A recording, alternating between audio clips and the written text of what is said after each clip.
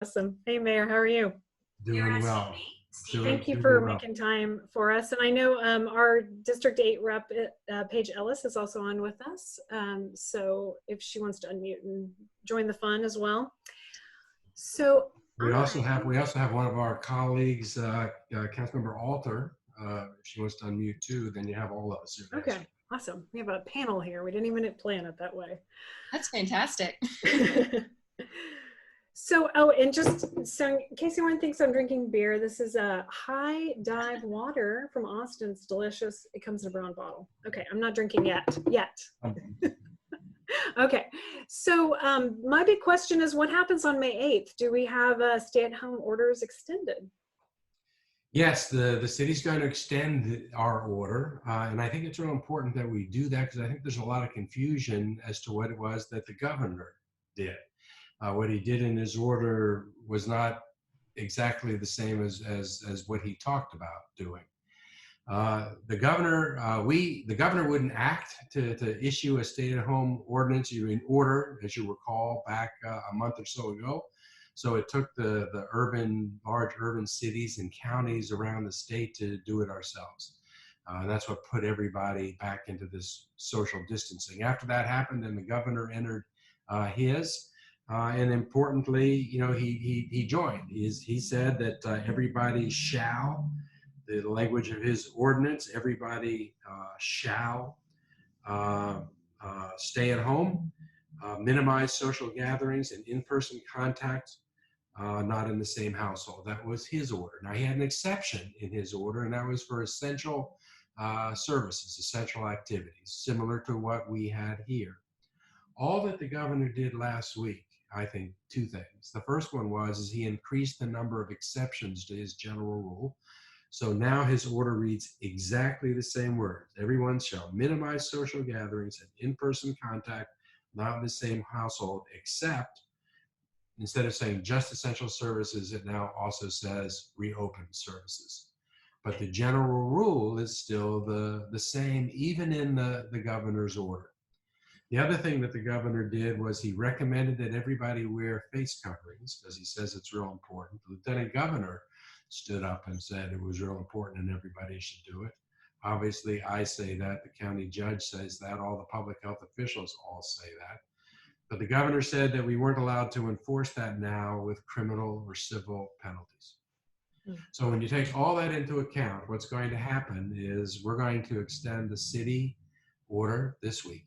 It's going to be an extension of exactly what we had in place before, except that it has to allow the same exceptions for reopened services that the governor has.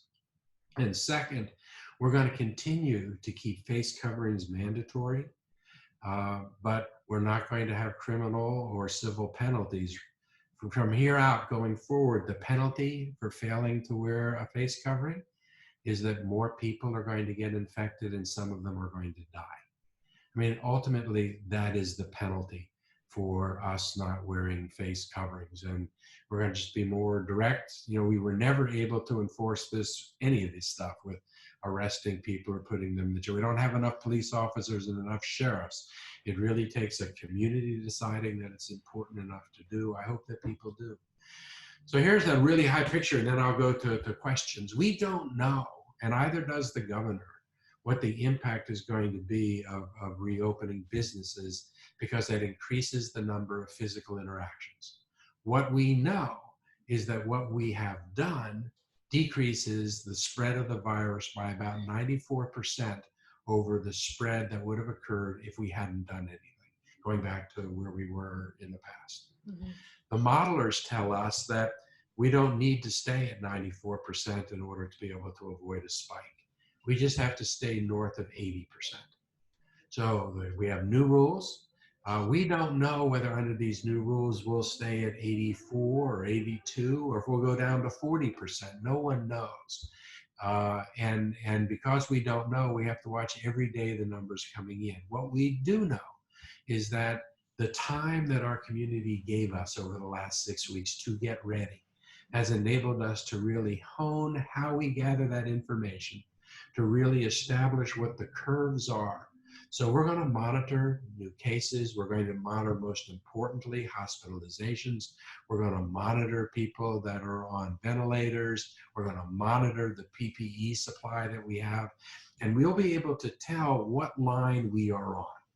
And if we end up getting on a line that is sending us to a surge that's going to overwhelm our hospitals, then we're going to act. Now, I would hope that the governor would act at that point because our hospitals are going to get overwhelmed. But if he doesn't act, then as a community, we're going to have to decide what we do. And there's a range of options for us. We're not there yet. We're going to continue to monitor the numbers. I will tell you in conclusion that I am concerned about what I see in the community because I think people are confused. They think that the governor said no more stay at home. Everything's open now. Yeah. We have a lot of people in our community that are still playing it pretty much the same way that they have, and I thank God for that. But I'm seeing more and more people out without face coverings. I'm seeing more and more people gathering. I see restaurants that are opening. I just hope it doesn't snowball. But at the end of the day, we're going to be watching the numbers, yeah. And either we stay above 80% or we don't, and then we'll act accordingly. If you want, and if you're with somebody and they say, "I want to open back up the economy, I want to do all these things," which of course we all want to do. The answer to those people right now, I think, is to say that the best thing we can do to help ensure that what the governor did work is if we all wear face coverings, maintain the 6 feet. And we're trying to catch up right now on the testing and the contact tracing that I wish the governor had given us another 2 weeks to really get ready for. But we're doing that rapidly to best protect the community. Yeah, I think that's the big question on everyone's mind is the testing. And I heard one of your videos this week, you were saying that you have about 800 lined up for next week tests. And what capacity is enough? And how far behind are we on testing?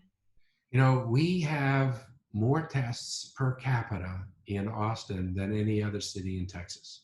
Well, that's a poor ruler though, isn't it? Yeah. I wish that was actually more impressive. The scientists tell us that we want to give in Austin, based on our size, Austin, Travis County, we want to be giving up to 2,000 tests a day. In our entire city, we've given just under 13,000 since the beginning of this in March. And we're wanting to give 2,000 tests a day. We have capacity right now to give 800 tests a day. It's looking like we're going to build that out to 1,000 tests a day here pretty quickly, and we're going to continue to build on that. People can go online right now and go through a test assessment for free. You don't have to have a doctor, but we have more capacity for that test than we have people going online right now to take that test.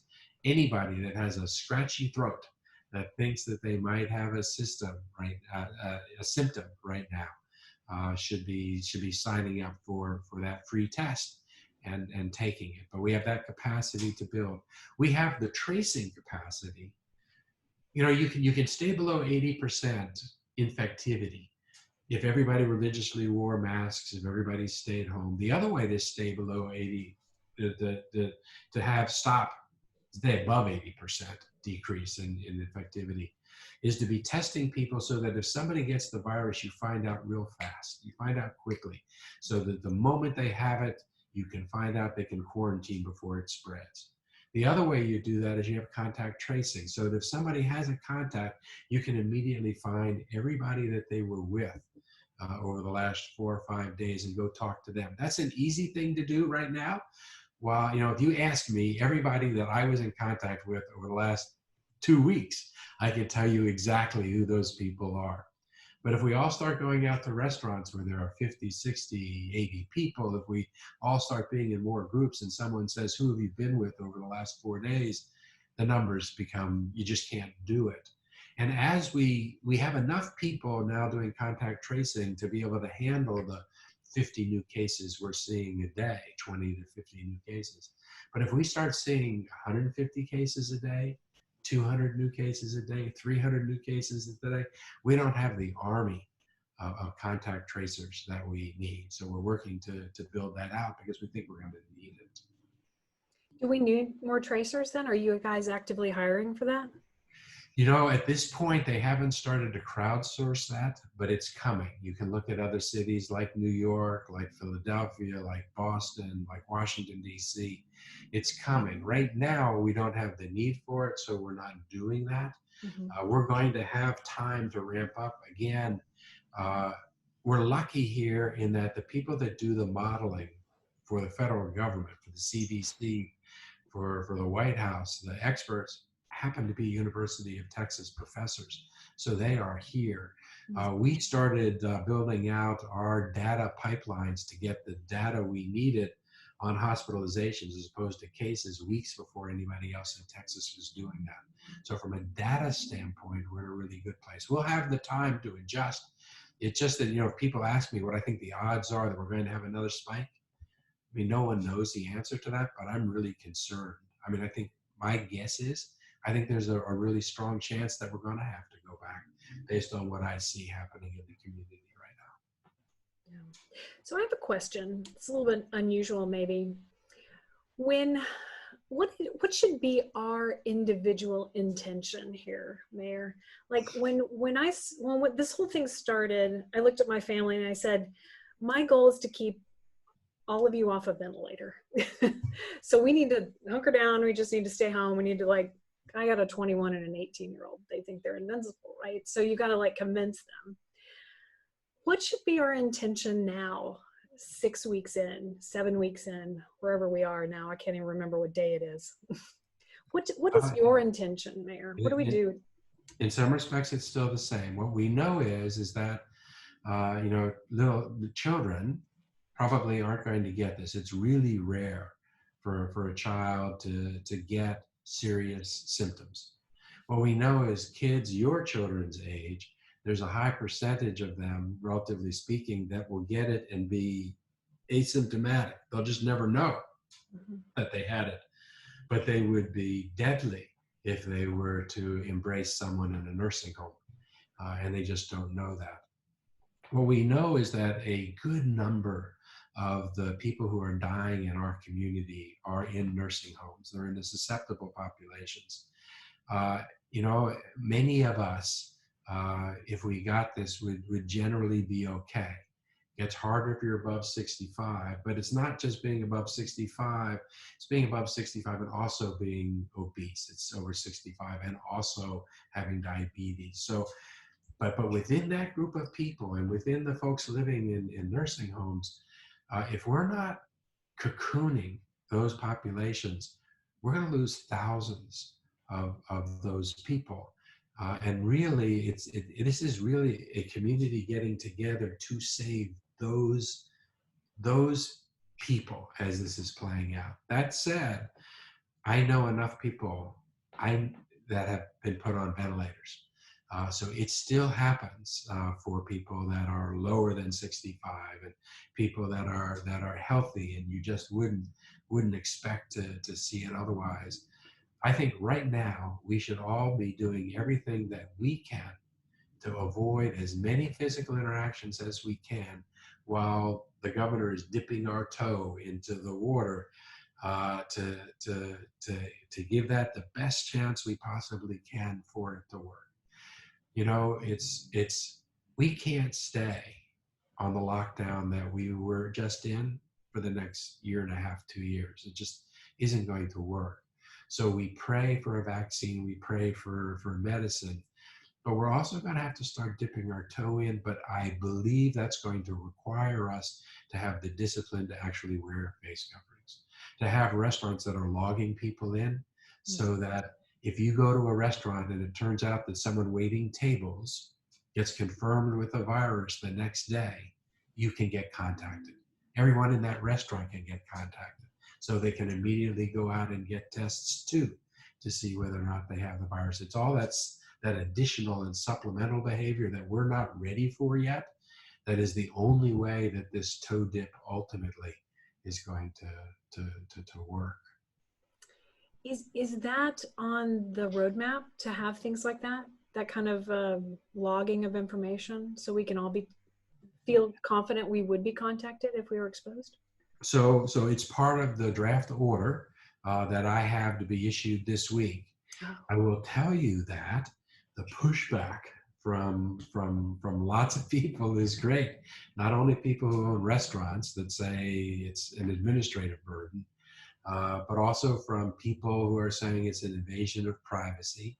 The ACLU is concerned about creating a database of who is in what locations. I understand all of that. So I intend to put it into my order as being optional, the same way that I did initially with the face coverings. But I'll tell you, I will, when we get to a place where I will go into a restaurant, I will not go into a restaurant that's not logging like that. They can own the log, doesn't have to be the government's log. I'm putting in my order that it's not available to the police for criminal or prosecutors, for criminal prosecution. It's only for the health department. The restaurant keeps it. It's not a government document. But this is part of that behavioral change. It's kind of like the new world that we're living in. My hope is that we will decide what is the right conduct in our city, whether the governor orders it or not. And even if he tells me that we can't order it here, I want those rules. And then we're going to give people a big sign to put in their storefront. An Austin business that's willing to do what the Austin community wants done. I want to know who those businesses are, because those are going to be the only businesses that I go to. And if enough of us do that in our community, then we'll see the behavior that we want to see. There are a lot of people in the city right now that are doing that now, and that's what we have to hope on. The other part of this, go ahead. No, go ahead. I was going to turn it just a little bit and then pitch it to Paige and to Allison. The other thing that we're doing here that I'm really proud of is we're recognizing that not only do we have this health crisis, but there's a huge economic crisis. And the federal funding is coming in and helping a lot of people that need help. $2 trillion is great. I wish that there was more flexibility in that money coming from the federal government, but a lot of that federal money does not get to everybody in our community. And we have a lot of people in our community that are not being helped by that. And I'm really proud to be part of a city council. You have Councilmember Ellis here, Councilmember Alter here. I know that Mayor Pro Tem Garza wanted to be here today, but she is traveling and unable to be here. But we have all worked really hard to take some of the resources that we have and get them to people in really quick and immediate ways. I don't know if Paige or Allison want to talk about some of the things that the council's done, the RISE Fund, the artists, and that kind of stuff, just to let people know. Yeah, absolutely. As some of y'all know, we have, is my volume okay? I want to make sure everyone can hear. We don't do a sound check with 100. Looks good, Paige. That's great.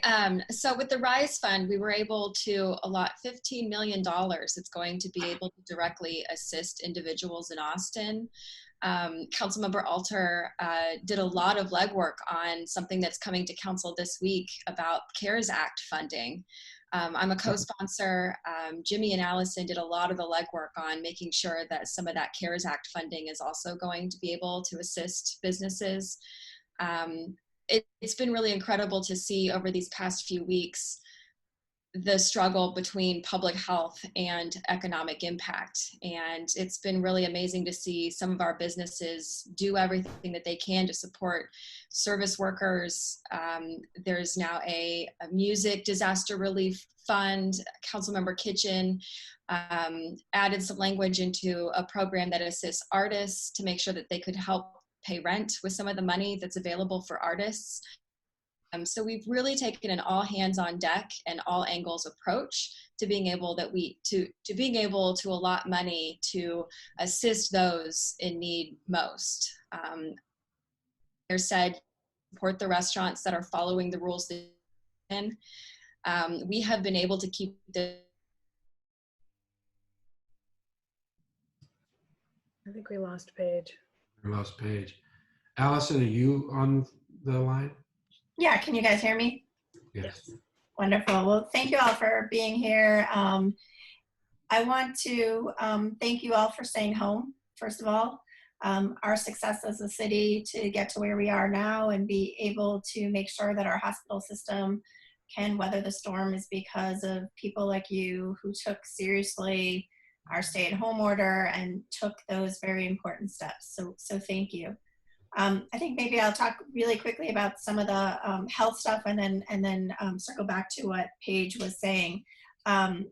We had a presentation on Tuesday from our recently with respect to contact tracing and the health testing and the opening up, et cetera. And there was an enormous amount of information in there that our modelers were able to tell us. But the central message of what they told us was what happens now depends on each of our actions and how we respond as we begin to try and reopen. And if you look at what they presented and you look at what was presented by them elsewhere, it really, really makes a difference when we open up fully. And if we can keep ourselves even more at home these couple weeks, the amount of lockdowns, the amount of disruptions that we will have over the course of the next year can be more minimized. And so I really encourage you to take a look at some of that. I made all of that available in my recent newsletter, which you can find on my Facebook page at Alice Malta Frost, or you can look at ATXN to look at that. I know you guys like that kind of information, but the graphics really do speak for themselves.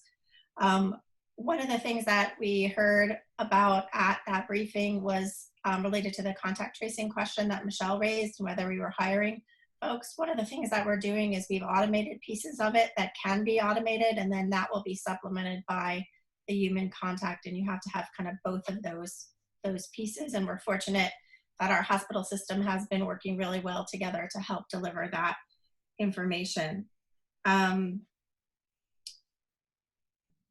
We are facing mixed messages from the governor, and it's really, really important that we enlist all of you to help tell those folks who can stay home still to try and stay home and to respect social distancing and wear those face masks.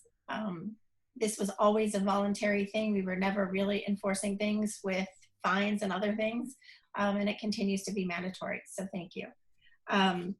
On the part about what we're doing, I think the council has been working really hard on all cylinders to try to address the massive economic consequences. We're rolling out this week some initial funding that will go for rental assistance, and it's part of a lottery.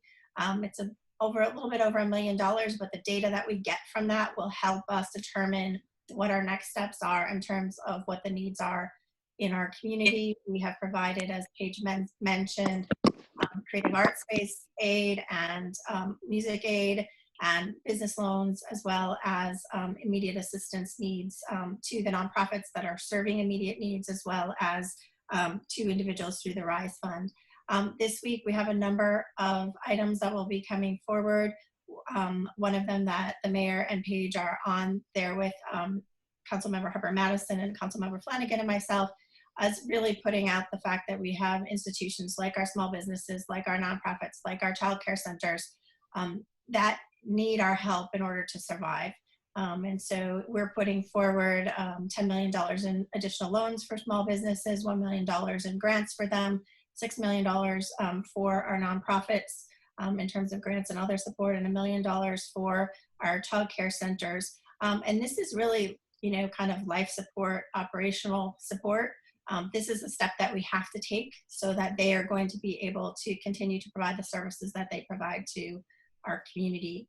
There are a couple other things on the agenda as well, and we're really looking at how do we best spend the $170 million that we're getting from the federal government, given its very strict guidelines.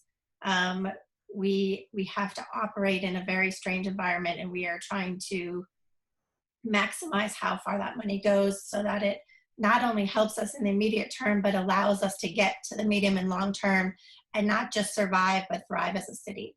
And I've been really impressed with the leadership of the whole council and the mayor and Judge Eckhart in helping us to navigate this dual crisis of the economic and the health aspects. Thank you. Let me go through, if I can, Michelle. So there's a lot of questions that people put on the chat window. Yeah. If you want to, I could probably run through some of those here. Rapid fire, sure. Pretty Sounds good. quick. The testing, like I said earlier, we're just under 13,000 tests. We're at capacity of 800, but we don't have 800 people a day signing up to take the tests.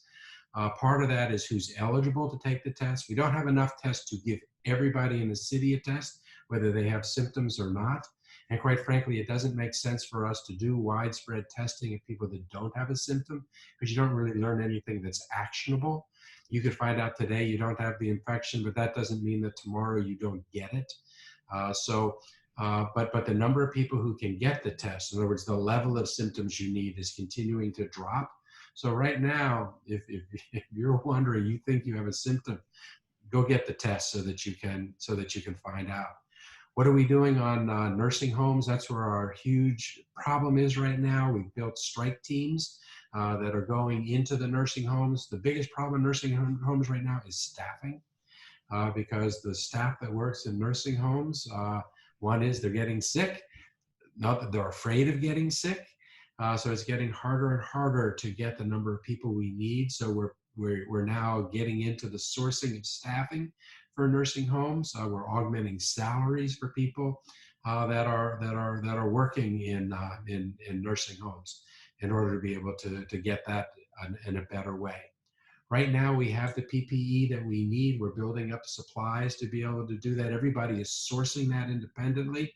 The University of Texas is 3D printing some of the materials that we need now to become a national supply chain.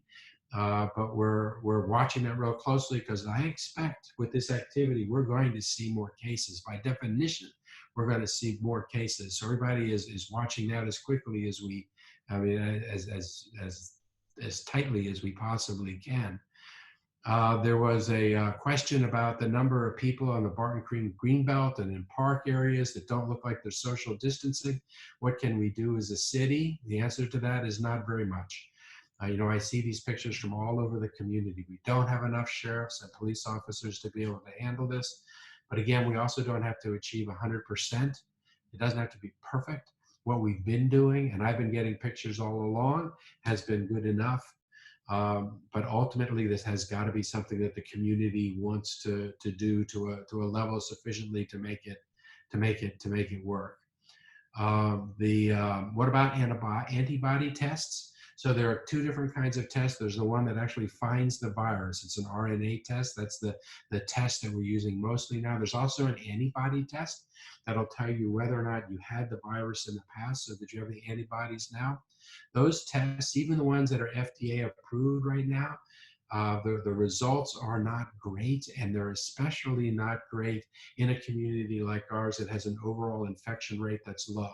If you live in like New York, where 30% of the people that are infected, and you have a test that will give you 5% false positives, then you go into that area, 35 people get a positive, 30 of them are real positives, 5 of them are not. That might be close enough. It's an 80%, 90% proof. But if you go into a city like ours, where the number might be smaller than that, 2%, 3%, and 5% of the people are false positives, then over half, twice as many of the tests we come back positive could easily be false positives. As we get more into this, the antibody test is going to become more and more important, and it might be the kind of thing that employers can use in order to be able to deploy staffs that are working. 20-year-old had it. Was asymptomatic. None of the people caught it because he quarantined. This is a virus we know that if we can find it and quarantine the people, the virus will die out. I'm looking here at the other questions. What about that one that it seems to impact Black and Brown communities more? Is there something specific you're doing to address that, Mayor? Well, we need to. And the reason for that is because this virus attacks people that are susceptible and vulnerable. And when you take populations and for generations you deny them healthy food and health care and support, you're going to see in those populations higher level of diabetes and cardiovascular disease just by virtue of that heritage. So this in our city and in cities across the country just really laid bare the disservice and the discrimination and the racism that we've had over a long period of time. So yes, those are our populations that are most susceptible. So we've opened up additional testing centers out in the eastern crescent of our city, rotating through locations so we can get more people tested. We're just about to do a pilot testing at a construction site so that we can learn more about what's happening in the construction crews in our city. If you go into our website, you'll see that it's like in 8 or 9 different languages right now to try and get that information out to as many people. There are special kinds of education programs we're doing on the east side of town because, I mean, to a degree, we're in populations that understandably so are less trustful of messages that are coming from the government at a time when we really do need that trust. Again, pointing out to us in really stark terms some of the challenges that we've had in the community. But if you look at the number of people in our city that have tested positively, or the number of hospitalizations, it is disproportionately members of the Hispanic community.